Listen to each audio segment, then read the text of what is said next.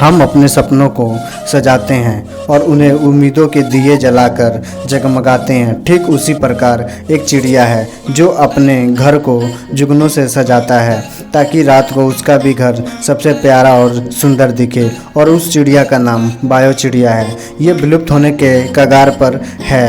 अब इसे आप कटनिया घाट वन्य जीव प्रभाव में आज भी देख सकते हैं। बाया चिड़िया अपने घोंसले को गीली मिट्टी का लेप लगाती है और बाद में जुगनू को लाकर चिपका देती है, और यही जुगनू रात को चमकते हैं। अगर ये जानकारी आपको अच्छी लगी तो प्लीज़ चैनल को सब्सक्राइब करें, लाइक करें। मिलते हैं अगले वीडियो में।